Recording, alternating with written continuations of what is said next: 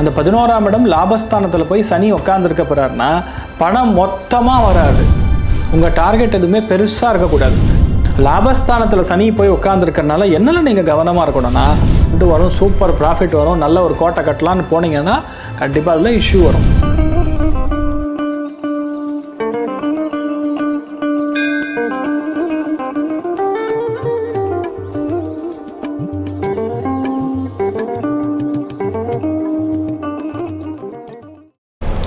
Gajakesari stellar astrology நேயர்களுக்கு உங்கள் கிருத்திகாவின் அன்பு வணக்கங்கள். பொதுவாகவே சனி அப்படின்றது கேட்டாவே எல்லாருக்குமே ஒரு பயம் இருக்கும். அப்படிப்பட்ட சனி பயிற்சியில் இப்போ என்ன நடக்க போகுது, என்னென்ன மாற்றங்கள் ஏற்பட போகுது, எது செய்யலாம், எது தவிர்க்கணும் அப்படின்றத டீட்டெயில்டாக எக்ஸ்பிளைன் பண்ணுறதுக்காக நம்ம பிரபல ஜோதிடர் ஜோதிஷ கஜகேசரி டாக்டர் ஆச்சாரியா ஹரீஷ் ராமன் அவர்கள் நம்மளோட இணைஞ்சிருக்காங்க. வணக்கம் சார். வணக்கம்மா, நமஸ்காரம். இப்போ சனி பயிற்சிக்கான 12 ராசிக்கான ராசி பலன்களை பார்த்துடலாங்க சார். கண்டிப்பாக. ரிஷப ராசி நண்பர்களுக்கு எப்படி இருக்குங்க சார்? அர்த்திகல்பித கல்போயம் பிரத்யர்த்தி கஜகேசரி வியாச தீர்த்த குருர் பௌயா தஸ்மதிஷ்டார்த்த சித்தையே. அதாவது ரிஷபராசி நண்பர்களுக்கு உண்மையாகவே ஒரு பொற்காலம்னே சொல்லலாம். நான் நிறைய ராசிகளில் சொல்லக்கூடிய விஷயங்கள் ரிஷபம் சூப்பராக இருக்குன்னு சொல்லியிருக்கேன். ஏன்னு கேட்டால் லாபஸ்தானத்தில் போய் சனி உட்காந்துருக்க போகிறாரு அப்படின்னா உங்களுக்கு நிறைய லாபங்கள் கொட்ட போகிறதுன்னு அர்த்தம். ஏன்னா லாபங்கள் அப்படின்னு சொல்லக்கூடிய இடமே 11ஆம் இடம். அந்த 11ஆம் இடம் லாபஸ்தானத்தில் போய் சனி உட்காந்துருக்க போகிறாருன்னா பணம் மொத்தமாக வராது, ஆனால் பிச்சு பிச்சு வரும். ஃபார் எக்ஸாம்பிள் நீங்கள் ஒரு 30,000 ரூபா சம்பாதிக்கக்கூடிய நபராக இருந்தால் உங்களுக்கு 2,000 ரூபா, 3,000 ரூபா, 1,000 ரூபா, 500 ரூபா, 2,000 ரூபா அந்த மாதிரி பிச்சு பிச்சு பிச்சு பிச்சு பணம் வரும். ஆனால் நிறைய லாபங்கள் ஈட்டக்கூடிய நிலைமைகளில் இருக்கணும். உங்கள் டார்கெட் எதுவுமே பெருசாக இருக்கக்கூடாது. One step at a time, ஒரு ஸ்டெப் எடுத்து வச்சு நீங்கள் உள்ளே போகக்கூடிய ஒரு நிலைமைகளில் கண்டிப்பாக வரும்.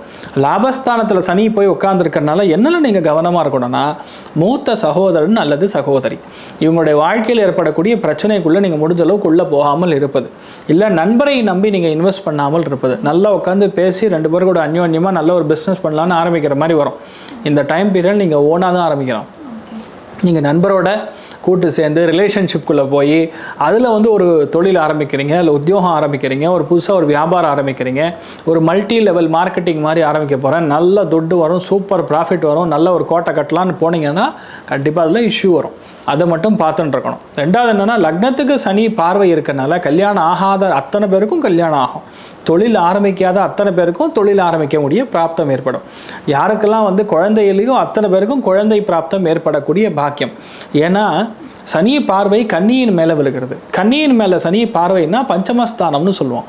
அந்த பஞ்சமஸ்தானத்தில் சனி பார்வை இருக்கனால குழந்தைகள் மூலியமாக வரக்கூடிய சண்டை சச்சரவுகள், தேவையில்லாத விஷயங்கள் எல்லாமே கிளியர் ஆகும்.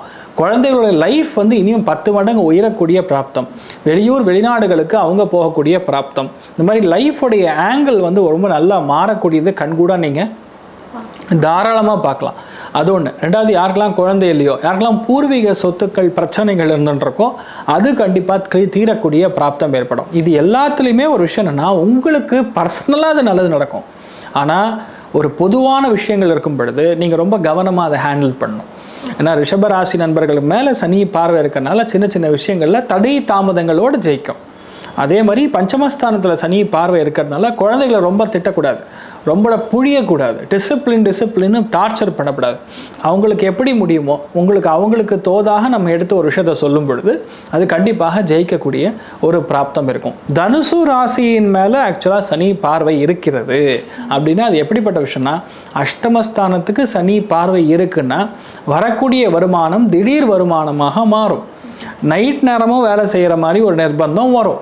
அதே மாதிரி மறைமுகமான சின்ன சின்ன பிரச்சனைகள், அரசியல்கள், இல்லைன்னா உள்ளேயே சூழ்ச்சி, இந்த மாதிரி யாரெல்லாம் பண்ணிட்டு இருக்காங்களோ இவங்க தான் தெரியக்கூடிய ஒரு அப்படின்னா கிட்டத்தட்ட ஒரு புலனாய்வு பண்ணுற மாதிரி. You will be more like an CBI agent மாதிரியே அவங்களே பார்த்து கண்டுபிடிச்சிருவாங்க. அதை தெரிஞ்ச உடனே நம்ம எக்ஸ்பிளிசிட்டாக அவங்கள புலோ பண்ணக்கூடாது. அதாவது நீ தான் அப்படின்னு சொல்லி அவங்கள டார்கெட் பண்ணாமல் கொஞ்சம் பக்குவமாக டைம் கொடுத்து கன்ஃபார்ம் பண்ணிவிட்டு அதுக்கப்புறம் நீங்கள் பிளான் பண்ணிங்கன்னா சூப்பராக செட் ஆகும். இந்த மாதிரி நிறைய நல்ல விஷயங்கள் நடக்குமா. இன்னொன்று, லாபஸ்தானத்துக்கு போய் சனி உட்கார்ந்துருக்காருனாவே மிகப்பெரிய அதிர்ஷ்டத்தை அள்ளி தருவார்னே சொல்லலாம். லாபங்களில் போய் ஒரு கிரகம் உட்காரும் பொழுது சகல விதமான தோஷங்கள் பரிகாரமாகும். சூரியனுங்கிறது அப்பா, சனிங்கிறது பையன். அதனால் பையன் இப்போ போய் உட்காந்துருக்கான். அதனால் உங்கள் வம்சாவழி வழிகள் கண்டிப்பாக நன்றாக வருவதற்கான வாய்ப்புகள் இருக்குது. அதனால் பெண் குழந்தைகளாகட்டும், பெரியவங்களாகட்டும், மாணவிகளாகட்டும், பிஸ்னஸ் என்டர்பிரனர்ஸ் ஆகட்டும், எல்லா ஆங்கிள்லையுமே பார்க்கும்பொழுது ரிஷபராசி நண்பர்களுக்கு ரொம்ப நல்லா இருக்குன்னே சொல்லலாம். பொருளாதாரத்தின் ரீதியாக 90% சூப்பர். சந்தோஷத்தின் ரீதியாக பார்க்கும்பொழுது 75% ரொம்ப நன்றாக இருக்குன்னு சொல்லலாமா. ரிஷபராசிக்கான பரிகாரங்கள் சொல்லுங்கள் சார். ரிஷபராசி நண்பர்களுக்கு லாபஸ்தானம் 11ஆம் இடத்துல போய் உட்காந்துருக்கிறதுனால, சனி உட்காந்துருக்கிறதுனால ரொம்ப முக்கியமாக யாரெல்லாம் ஒரு தொழில் ஆரம்பிக்கணும்னு இருக்காங்களோ, இல்லை கஷ்டப்படக்கூடிய உங்களுடைய ஏழை நண்பன் யார் இருந்தாலும் சரி, ஒரு நாள் அவங்களுக்கு சாப்பாடு வாங்கி கொடுங்க. இதையோட பெரிய பரிகாரமே கிடையாது. இன்ஃபேக்ட் ஏன்னா நிறைய விஷயங்களில் சக்ஸஸ் கொடுக்கக்கூடிய அம்சங்களே அவங்களுடைய நண்பர்கள் தான். நண்பருடைய துணை இல்லாமல் அது நடக்காது. அதே மாதிரி நிறையா பேருடைய வீட்டில் பார்த்தீங்கன்னா பொன்னன்னு சொல்லுவாங்க, இடும்பன்னு சொல்லுவாங்க. இந்த மாதிரி பூர்வீகத்தில் இந்த மாதிரி பூஜைகள்லாம் பண்ணியிருப்பாங்க. அதாவது என்னென்னா எல்லை கிராம தெய்வங்களுடைய வழிபாடு, அது ஒரு நாள் பண்ணிட்டு வருவது மிகப்பெரிய ஏற்றம். ரெண்டாவது, யாரெல்லாம் ஏகாதசிக்கு உபவாசம் பண்ண முடியுமோ ரிஷபராசி நண்பர்களுக்கு செம்ம பெனிஃபிட் கொடுக்கும். ஏன்னா சனி அப்படிங்கிறது தாழ்மை, லேட் ஆகிறது, சாப்பிடாமல் இருக்கிறது, பட்னி இருக்கிறது, எல்லாத்துக்குமே சனியுடைய காரகத்துவம் தான். அதே மாதிரி ஆஞ்சநேயர் வழிபாடு பண்ணாலும் சரி ரிஷபராசி நண்பர்களுக்கு அற்புதமான பலன்கள் உண்டுமா.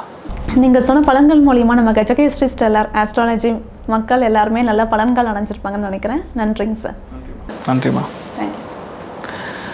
இந்த சனி பயிற்சி மட்டும் கிடையாது, குரு பயிற்சி ஆகட்டும், ராகு கேது பயிற்சி ஆகட்டும், எந்த ஒரு பயிற்சி வந்தாலும் சரி, விஸ்வாவசு ஆண்டு, தமிழ் புத்தாண்டு வரப்போகிறது.